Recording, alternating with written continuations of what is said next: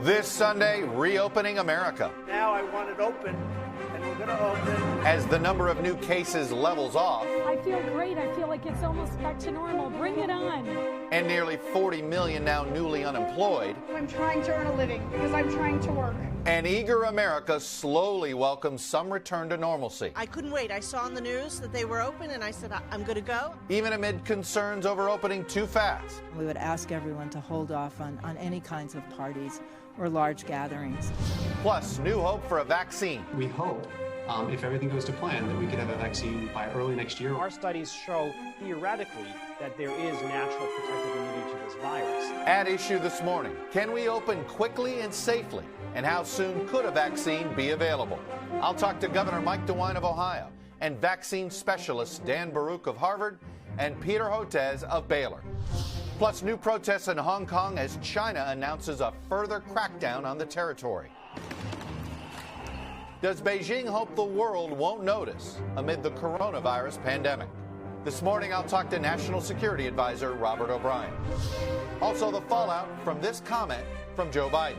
If you have a problem figuring out whether you're for me or Trump, then you ain't black. Joining me for insight and analysis are NBC News Chief Foreign Affairs Correspondent Andrea Mitchell, former Homeland Security Secretary Jay Johnson, and O.K. Henderson, News Director of the Radio Iowa Network. Welcome to Sunday. It's Meet the Press in our continuing coverage of the coronavirus pandemic. From NBC News in Washington, the longest-running show in television history, this is Meet the Press with Chuck Todd. Good Sunday morning on what is one of the more unusual Memorial Day weekends we've ever had. This is traditionally the time we celebrate the unofficial start of summer. But this year, we're also marking the unofficial reopening of the country. The pent-up demand to get out of houses, apartments, and suffocating routine sent some Americans pouring onto beaches and boardwalks, pools and picnics, into their cars, even as our trust in everything from the CDC to the WHO to the president is sinking, and in some cases sinking fast. And on a weekend when Americans traditionally show the flag to remember those who died defending it, it's being flown at half-staff to remember those who have died from this virus. As of this morning, there are more than 1.6 million confirmed cases of COVID-19 in the United States, with the confirmed death toll approaching 100,000. And this here is the astonishing front page of today's New York Times, naming 1,000 people, just 1% of the nearly 100,000 dead on that front page. Our eagerness to return to normal is tempered by this question: is it safe? Poll out this week showed that 54% of those questioned say they're concerned that lifting restrictions will lead to more infections, compared with just 16% who said they're not concerned. At the same time, there's an unprecedented worldwide sprint to produce a vaccine in just a few months, an effort that would normally take years and still might. Until then, we're going to have to learn to live with the virus as we balance our personal safety with a desire to return to some degree of normalcy.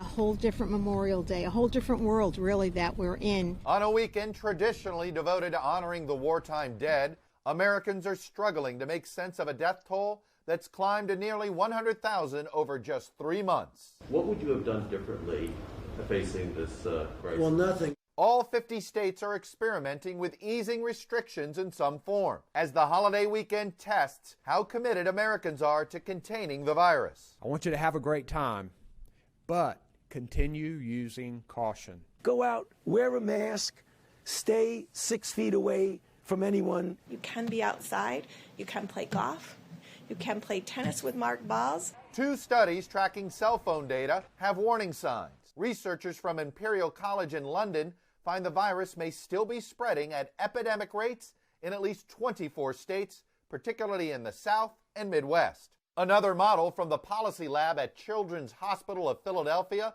also identifies new hotspots in Houston and Dallas, Alabama, Tennessee, and South Florida, among others. If you're from Montgomery and you need an ICU bed, you're in trouble. But instead of focusing on mitigation and improving testing capacity in those states, President Trump spent much of the week on a series of distractions. On Monday, he announced he is taking the anti-malaria drug hydroxychloroquine. A new study links the drug to increased risk of death and heart arrhythmia in COVID patients. I happen to be taking it. I'm taking it. On Tuesday, he retweeted criticism of Christopher Wray, the FBI director he appointed. The Russian thing was a made-up, fabricated story. On Wednesday, he threatened to withhold funds from states if they expanded access to voting by mail. I think just common sense would tell you that it's massive manipulation can take place. Massive. In fact, fraud via mail-in ballots is rare. President Trump voted by mail in the Florida primary in March. On Thursday, he defied the Michigan governor's executive order by taking off his mask while touring a Ford plant which requires them. I wore one in this back area, but I didn't want to give the press the pleasure of seeing it. On Friday, after a Fox News poll showed him trailing Joe Biden by 8 points, he tweeted, "Fox News should fire their fake pollster." And through it all, he is pointing fingers and placing blame. It came in from China, and it should have been stopped in China. And when I came here, and you people knew it better than anybody, our military was depleted, just like the shelves were empty from medical equipment. We didn't have ventilators. We didn't have testing. We didn't have anything.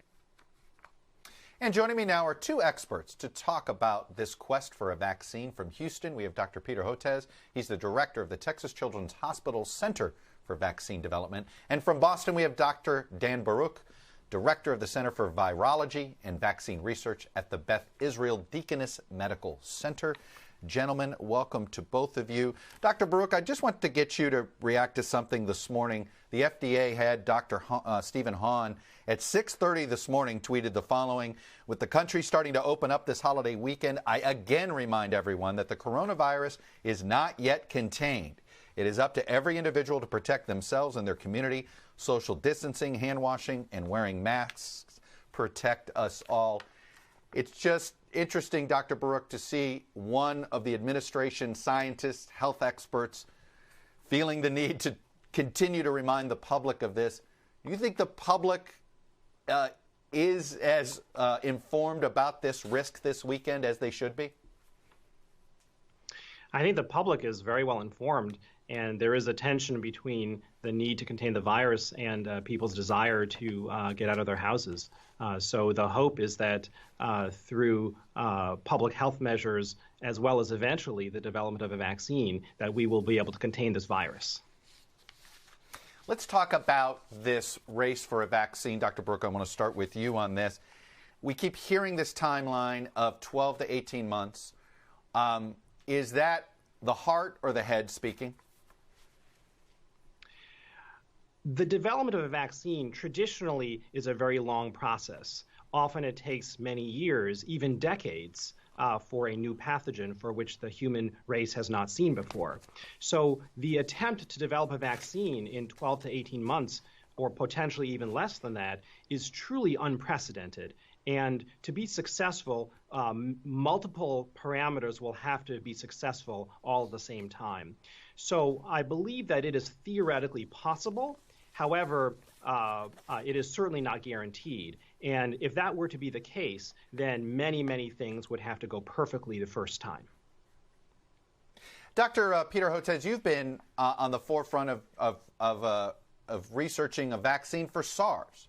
And let me ask you this. On one hand, that research may help expedite this vaccine. On the other hand, we still don't have one for SARS. What should that tell us?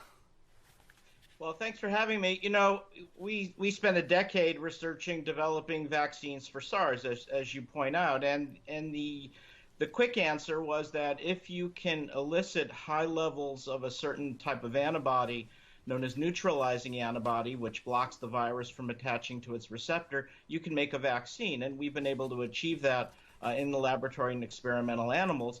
And what I love this week was Dan Baruch wrote this absolutely beautiful paper in Science magazine, more or less coming to the same conclusion about SARS-2, the cause of COVID-19. So that tells me that the technical challenge of developing a COVID-19 vaccine is not that daunting. It's kind of a straightforward question that involves some old school virology, very established attempts at making a vaccine. So I'm confident we're going to have a vaccine, or as Dr. Fauci often says, cautiously optimistic.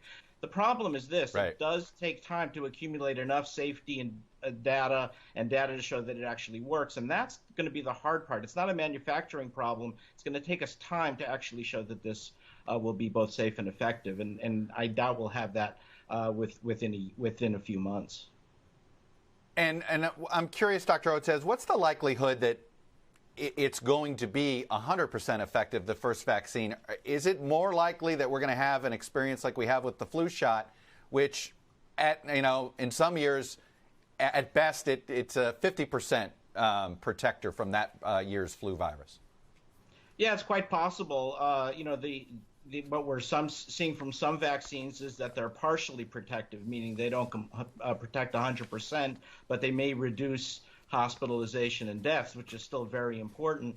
The point is the first vaccines released out of the starting gate, say a year from now or a year and a half from now, may not be the ones we wind up with. History tells us that they get replaced with new and improved vaccines. So this is a gradual process. It's not like there's going to be a magic bullet a year from now. It'll take time. We'll see new and improved vaccines, but things will get better. Dr. Brook, we saw, how concerned should we in the public be that some pharmaceutical companies, let's look at Moderna, for instance, they announced what looked like a breakthrough. Their stock price surges. People on the company seem to get rich off of it. They look to even raise more money after that. And I understand the way the pharmaceutical business works in some cases, and maybe this was necessary to get the money for the research. But does that impact the public's credibility into this vaccine research?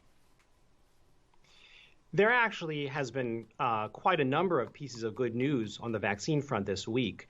Moderna's announcement of safety and at least early immunogenicity data in their study, as well as safety and immunogenicity of another vaccine that was reported from China, as well as our studies in the animal models, all are pointing towards increased optimism that a vaccine is likely going to be possible. However, there are many steps that remain. All right, but to follow up on that question, I hear you, the good news. Are you worried, though, that when the accompanying stories are about how, and this has made them a whole bunch of money, and it looks like in some cases they want to use that hype to raise more money, that it looks like someone researching a vaccine is more interested in a profit margin? Well, I think it's always better to have data available to the scientific community at the time of an announcement. And so we hope that the data from the Moderna studies will be available soon, and I hear that they are preparing for that. Dr. Otez, you've been concerned about the phrase Operation Warp Speed. Dr. Fauci also has. Explain to our viewers why that phrase in particular concerns you. Well, what I'm concerned about, Chuck, is, we've got a very aggressive anti-vaccine movement out there. And, their central tenets are, one, that vaccines cause autism. And I've spent a lot of my life refuting that. I wrote because I'm a vaccine scientist, the parent of an adult daughter with autism, and wrote this book, Vaccines Did Not Cause Rachel's Autism, which has made me public enemy number one with the anti-vaccine movement. But the other things that they allege is, one, that vaccines are not adequately tested for safety, that we rush vaccines, and that there's this cozy relationship between the pharma companies and the U.S. government. And so everything that's been happening with some of the things Moderna has been doing and others, plays right into all of the assertions made by the anti-vaccine lobby, to the point. And the White House Operation Warp Speed phraseology, which is just awful. So I worry, and the numbers now support this. Reuters just published a study this last week saying that 25% of Americans probably won't take COVID-19 vaccines, even if they're made available. And to the point where I'm worried we won't have sufficient herd immunity to achieve all of our desired effects. So that creates a lot of concerns. Dr. Brook, you brought up the good news that we heard out of China. Let me ask you this. Are you concerned if China gets the vaccine first and they're sort of the quote-unquote winner here and they're sharing it with the world, are you concerned the public might be leery of taking a vaccine from China? Well, Chuck, what we need is not one vaccine. The world actually needs multiple vaccines because there are 7 billion people in the world, and we hope that the number of people who take the vaccine is greater than the 75% that Dr. Otez mentioned. But still, We're talking about billions of people in the world that will need to be vaccinated. So this is not a race to be first. This is a global cooperation in which multiple regions of the world and multiple companies need to work together to develop vaccines for a very, very large number of people. All right. Dan Baruch from Boston, Peter Hotez in Harvard, and Peter Hotez from Baylor with us from Houston. Thank you both for sharing your expertise with our viewers. Much appreciated. Have a safe Memorial Day weekend. And joining me now is the Republican governor of Ohio, Mike DeWine. Governor DeWine, welcome back to Meet the Press. Morning, Chuck. I want to start with, look, this Memorial Day weekend, one of the top places to go normally in your state would be Cedar Point. Cedar Point, not an amusement park, not yet open. When do you think that's going to happen? And and is that to you the real start that, okay, you're at a next level of reopening in the state of Ohio? Well, that would be a next level of reopening. Chuck, I have no idea when Cedar Point will be able to open. Our kids and grandkids love to go there. We would love to go there, but we're certainly not there yet. If you look at our data, our replication rate is 1 to 1. We are now reopening. We've got to see how this reopening is going. The reports I get back, it's going pretty well. Our restaurants are doing what they need to do, keeping the space. Retail is doing the same thing, but we're not there yet as far as mass gatherings of people. Do you have a metric where you'll pull the emergency brake in your mind? And is that a metric you're willing to share with the public? I mean, I'm thinking about the next 3 weeks. We're going to find out how Memorial Day weekend went, probably around Father's Day weekend. Well, Chuck, the thing I keep talking to the people of the state of Ohio is, and by the way, they did a great job for 2 months keeping the distance. Now we're at a different phase as we open up. And so not only do we have to wash our hands, keep a distance, but now we're asking everyone who's out in public to wear a mask. I mean, there was a recent review done by Stanford of, I think, 17 different studies that had been done in regard to masks, and they are very effective in stopping these droplets that we put out when we talk and when we sneeze and do other things. And so it really is going to depend, I think, on how well all of us do. I have great confidence in Ohioans. And so we're really promoting wearing the mask and keeping that distance as we open up the economy. We think we can do two things at once. You brought up the mask debate. I was going to wait till later in this interview to bring up a fellow governor in North Dakota. I want to play for you what he said about the mask debate on Friday. Take a listen, Governor. If someone is wearing a mask, they're not doing it to represent what political party they're in or what candidates they support. They might be doing it because they've got a 5-year-old child who's been going through cancer treatments. They might have vulnerable adults in their life who are currently have COVID and they're fighting. For those of us that have covered American politics for so long, it was hard not to be moved by that governor's message just now, Governor DeWine, because it was like, how did masks become this political dividing line? You yourself wanted to make it mandatory, and you decided to back off. Do you wish the president would help you out here a little bit more? Well, the governor is right. The governor's spot on. I've watched that clip a couple times. And this is not about politics. This is not about whether you're liberal or conservative, left or right, Republican, Democrat. We wear the mask, and it's been very clear what the studies have shown. You wear the mask not to protect yourself so much as to protect others. And this is one time when we truly are all in this together. What we do directly impacts others. And we're not saying if you're in a car and you're driving by yourself, you don't have to wear a mask. You don't have to wear a mask if you're out away from people, hiking or doing all kinds of different things, or in your own house. But when you go out and interact directly with people, we're asking Ohioans to do this. And so it's not about politics. It's not about conservative or liberal. It's about helping other people. Is there a point that you're going to reissue your executive order, or do you feel as if the pushback you got, you're like, okay, I'll just publicly keep telling you that I think you should do it? Well, our order does say that every employee in every business, unless there is some reason that they can't wear that mask, every employee is wearing a mask today. So that's a fundamental change in Ohio. As we go out, a lot of stores, you'll see 90% of the people who do, the customers are wearing masks. But we want to continue to up that throughout the state because it is really what we need as we open up the economy. Look, Chuck, this is a risk, but it's also a risk if we don't open up the economy. All the downsides of not opening up the economy. We can do both these things. Let me ask you quickly about Congress and the lack of debate right now about the next round of funding, of aid, rescue money, whatever you want to call it. In this case, if it's still rescue or stimulus. What is the state of Ohio? What do you need in your budget from the federal government? Well, we need, from the government, federal government, an extension of our ability to use the National Guard. That's very, very helpful. We have National Guard next week going out into our nursing homes. They've done a phenomenal job. More flexibility is important. Look, Chuck, we're processing the money now. I think Congress will come up with something. And again, the flexibility for the cities and our towns, our villages, our counties, as well as for the state.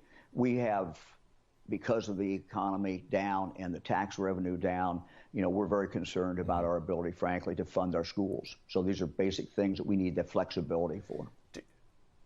Do you think it's good policy to let a government go bankrupt if they don't have the funding right now, or is that something you think the government should plug a hole in until we're through this crisis? I'm not going to get into that.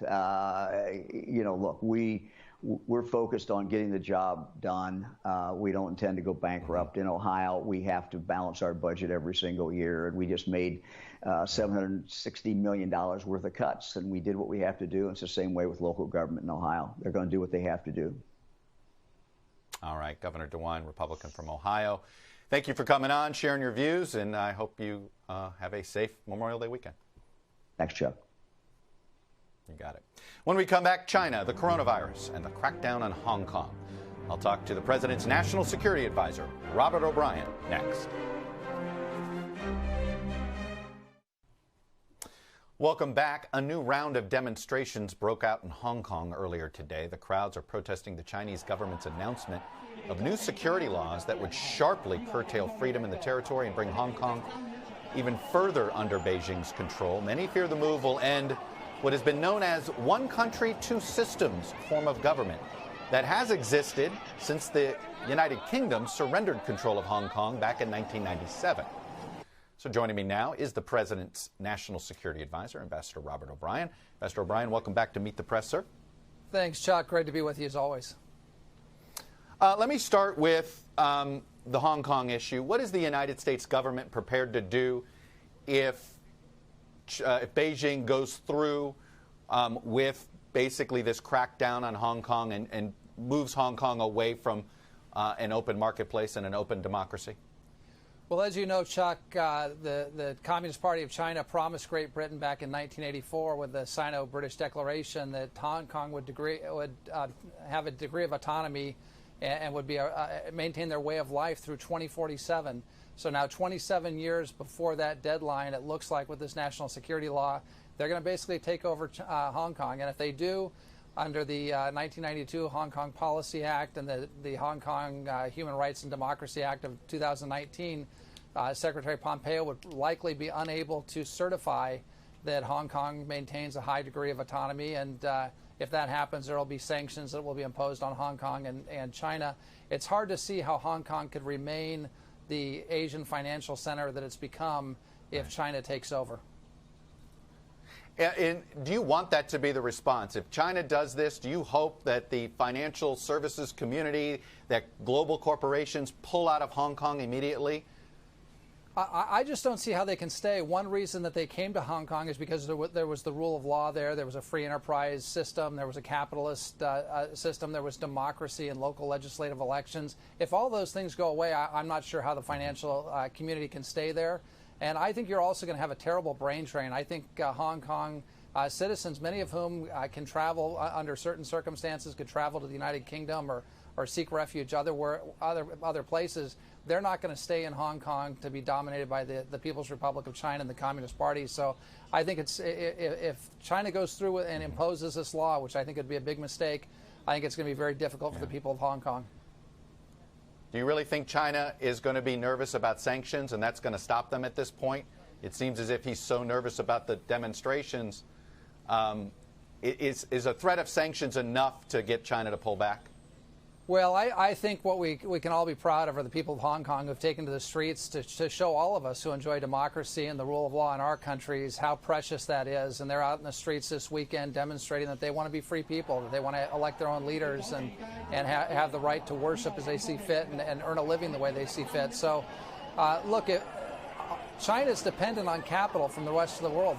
To build their economy and grow their middle class, they're dependent on liquidity and financial markets. If they lose access to that through Hong Kong, that's a real blow to Xi Jinping and the Chinese Communist Party. So I hope they'll take that into account as they contemplate their next step.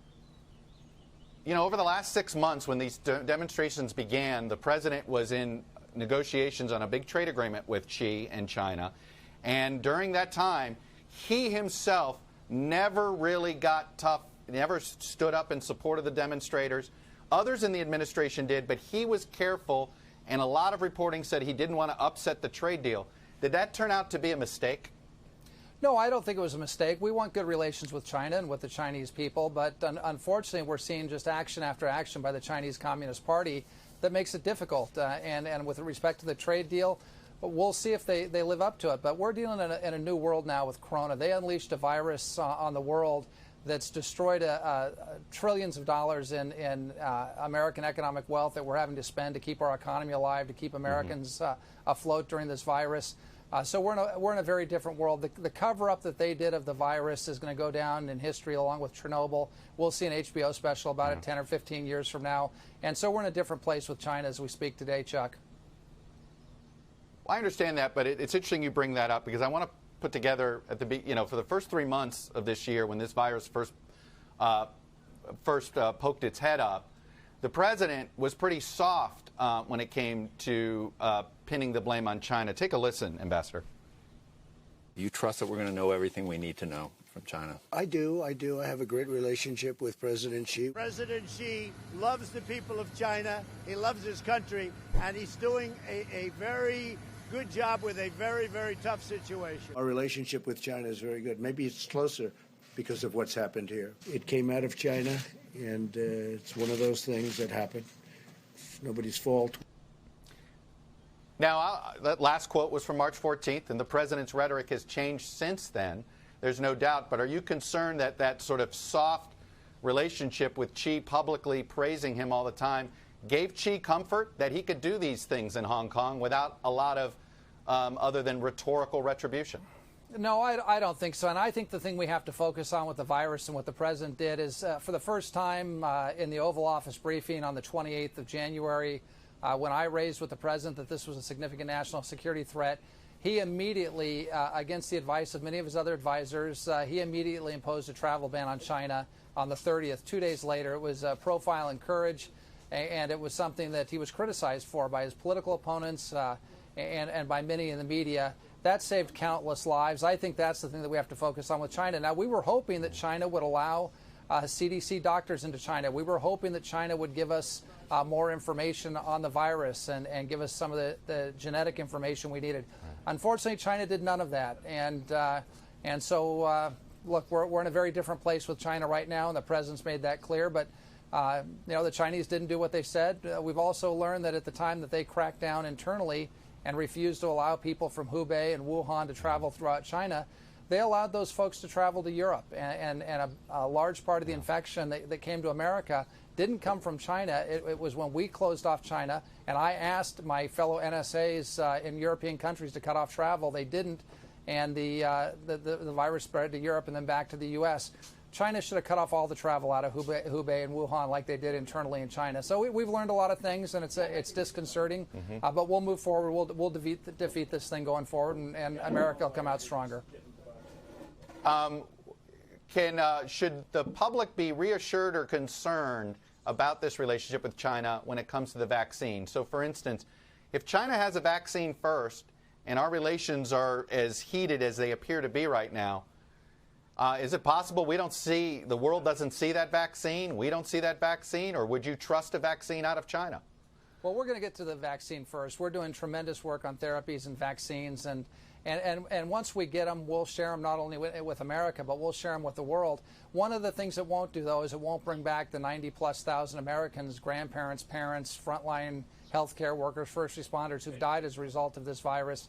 And we mourn with their families. Our heart goes out to them. The president mourns with them and grieves with them. And we're thinking of them. So we'll get this virus under control. We'll have vaccines. We'll have therapeutics. We're moving rapidly using American innovation. We're going to stop the Chinese from hacking into our universities to steal that information. And we're going to get the vaccine, and we're going to get out to the whole world. And I think America is going to come out on top on this one, Chuck. Very quickly, on the mask debate, it seems that the president is the one debating. I know one of your deputies is a big proponent of wearing a mask. Are you concerned that an example isn't being set by the president? Chuck, this is my mask that I wear at the office every day. I'm not wearing it here because the cameraman's 6 feet away from me and you're in the studio, so we're safe. I'll put it on when we leave. But we wear the mask in the White House, and the president's wore a mask where necessary. He did so at the Ford plant. But when the president's out speaking to the American people, or when he's speaking and if we meet with him in the Oval Office, our seats are always moved 6 feet or so away from the Resolute desk. Then there are times when you don't need to wear the mask. But I think Governor DeWine was spot on when he talked about office workers wearing the mask. And mask usage is going to help us get this economy reopened. And we do need to get the country reopened because we can't get left behind by China or others with respect to our economy. But look, I'm a proponent of masks. Matt Pottinger, who you referenced before, is a proponent of masks. And many, many people in the White House are wearing them, and the West Wing are wearing them. And we hope that's an example for other folks that when they go back to work, that they'll wear masks at their offices as well. Ambassador O'Brien, I appreciate you coming on, sharing the administration's views, and I hope you have a safe Memorial Day weekend. You too, my friend. Thank you, Chuck. You got it. When we come back, 50 states are reopening. Only one has met the government's gating criteria. Are we doing this right? Panelists next. Welcome back. The panel is with us from remote locations. NBC News Chief Foreign Affairs Correspondent Andrea Mitchell, former Homeland Security Secretary Jay Johnson, and O.K. Henderson, News Director of Radio Iowa. And Kay, I'm going to start with you because, believe it or not, of the four of us, and I include myself, I believe you are the only one residing in a place without many restrictions versus we're still living a lockdown life in D.C. and New York while the rest of the country opens up. Iowa's open. Does it look open, Kay? It depends where you go. There are still restrictions on restaurants, which were able to open in phases. First phase was in the 77 Iowa counties where virus activity was deemed not substantial at the beginning of the month, and then in the middle of the month, hair cutting businesses opened. And at the end of this month, last Friday, the governor said that if you run a museum, a movie theater, you can open those facilities up. The one thing that is still not open in Iowa, bars, she said she'll make that decision next week. The other significant thing that's happened this week in Iowa is that on Thursday, Governor Kim Reynolds said that if you want a test, you can get a test. Previously to that, the standards for being tested for COVID-19, the diagnostic test, where you either had to have symptoms, you had to have someone in your household who was diagnosed with COVID, or you were an essential worker. It's unclear how soon everybody who wants a test can get a test because the state is still trying to ramp up to 5,000 tests a day. And as some of your viewers may know, Iowa is one of 3 states that signed a $26 million deal with a group of businesses in Utah to provide 500,000 test kits. Andrea Mitchell, one of the things that I think is already a theme from just this show this morning is how very gently, whether it's Republican Governor Mike DeWine, the National Security Advisor, they want to make the point that let's not politicize the mask debate. But the president has politicized the mask debate. The president is the one who is fighting his own medical guidelines from the CDC and others sidelining the medical advisors. We haven't seen very much of them, with the one exception of Dr. Birx the other night, briefly, and she was in a very ambiguous situation at that last briefing. So the president is fighting his own government and his rebellion tweets. I mean, he's the one who has made this red state, blue state, and it is really horrifying in a pandemic to be making it a political issue. It should be a medical issue, a health issue, not a political issue. Yeah. And Jay Johnson, I mean, when the governor of North Dakota was in tears over this, I sort of got it. It was very moving because you're like, my gosh, we're politicizing everything right now. Chuck, you're correct. It's disheartening to watch. The president, whether it's the issue of the mask or things he says in his daily briefings, is sending the message explicitly or implicitly that he doesn't believe his scientists. He doesn't always believe Dr. Fauci, and that we need to get back to business. We need to reopen our economy. The president's the most visible person in America. He sets the example. He sets the standards. And a lot of people, particularly in his base, look to him for guidance on this. And so he has the power to influence the debate. You know, Kay, I'm curious in Iowa because if you watch this debate on social media and you watch this debate on cable news, it looks like the country's divided 50-50 on this.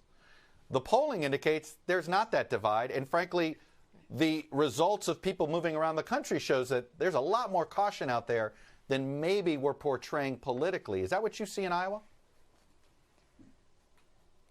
Well, one of the interesting things is at the beginning of this month, the governor encouraged churches to resume worship. And you're just now seeing the state's Catholic bishops tell their parishioners that we're going to sort of phase this in, and this is how it's going to look, and we're going to practice social distancing. The vice president visited Iowa in the middle of the month to talk with a group of faith leaders about how to safely resume worship in person. The other thing that has happened here in Iowa is that the executive branch has a Republican in control in Kim Reynolds, and the legislative branch in Iowa is also controlled by Republicans. So there hasn't been that sort of conflict that you see in some other states. The other thing is that we had a group of conservative lawmakers in late April who said it's time to reopen the state, and they made an argument that churches should be able to resume worshiping in person. So those debates really haven't raged here among Republicans. Jay Johnson, I know you wanted to chime in. Yeah, Chuck, as you probably know, the governor of New Jersey has asked me to think about this issue for our state here and for the region. Clearly, there's no one-size-fits-all solution to when to reopen, and we have to reopen in stages. So it's not a surprise that a majority, almost all the states, are now beginning the process of reopening. But you got to do it carefully. You got to do it in phases, and testing and contact tracing are critical to this effort. Hey, Andrea Mitchell, very quickly on the issue of Hong Kong, and I'm curious if you heard what I heard from Ambassador O'Brien, in that, look, if they go through this, we're going to probably organize, we're going to sanction them, we're going to do some things, but there's some things we won't do. And is China going to get the message that they're probably going to get away with this? Probably, because they see this as a national security issue. But that signal to investors that investors should leave if they go through with these new laws, that's a really a very important signal. I was there for the handover, and I was there, in '97 and watched all of that as we covered it. And this, to watch Martin Lee, their lead democracy advocate, being arrested earlier this month, this is really serious. I don't think that she is going to back down. Yeah, it looks like if Hong Kong may never, ever be the same from what it once was. Anyway, I'm going to pause the conversation here. When we come back, some very familiar names that have already declared bankruptcy because of this virus. And as we go to break, as we do every Memorial Day weekend here at Meet the Press, we want to remember the American service members who died in the line of duty protecting this country since last Memorial Day, including 2 who died of the coronavirus.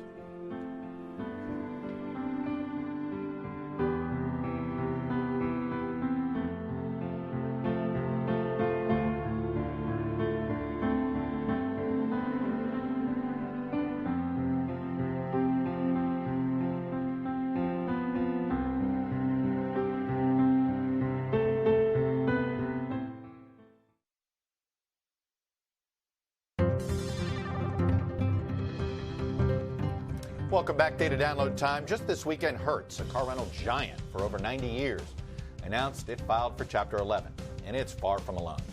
In just the first few weeks of this month, we saw household brand names like Gold's Gym, J. Crew, Neiman Marcus, and JCPenney all file for some form of bankruptcy. Companies that employ thousands across this country, most with hundreds of locations from coast to coast.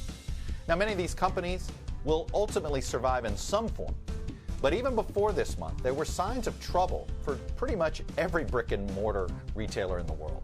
From January to March, we saw these familiar names file for bankruptcy, companies that also employ thousands of people and have lots of locations around the country.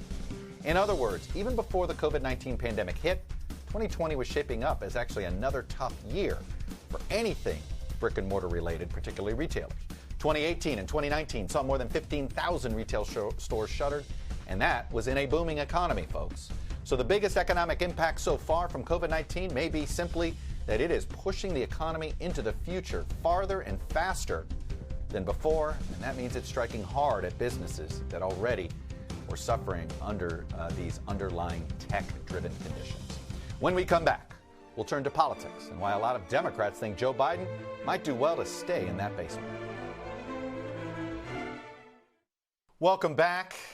The presidential campaign poked its head up this week and suddenly almost rivaling, at least for an hour or two, the headlines on the virus. And it was all thanks to this exchange that Joe Biden had with the Breakfast Club. Take a listen.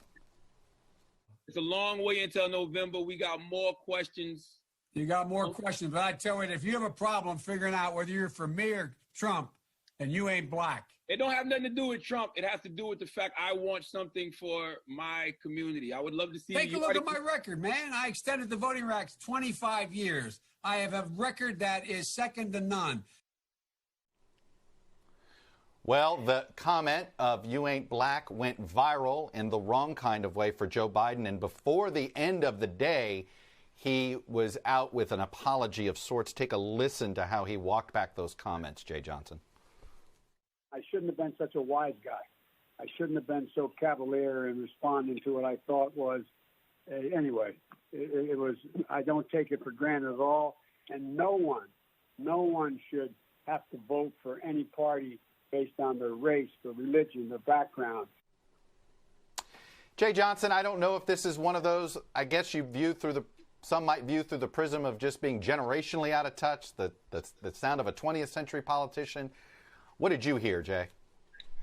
Well, to his credit, Joe Biden recognized within minutes that he had gotten carried away. And I've watched politicians stumble with this for years now. Chuck, 10 years ago this month, when I was general counsel of DOD, I got summoned to the Secretary of Defense's office, Bob Gates. And he had a proud look on his face. He had been invited to give the commencement address at Morehouse College, the only all-male HBCU in the country, where I went to school.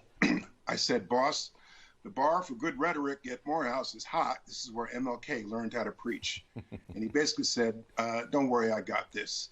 And to his credit, he gave basically the exact same address he would have given at Duke or at William and Mary. And the students there recognized the authenticity and appreciated that rather than talk to them as 300 black men, Bob Gates spoke to them as 300 intelligent Americans.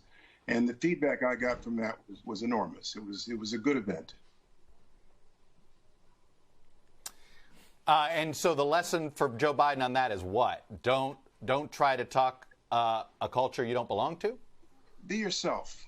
Just simply be yourself. Whether you're Joe Biden, whether you're Bill Clinton, whether you're Barack Obama or Jay Johnson, just be yourself.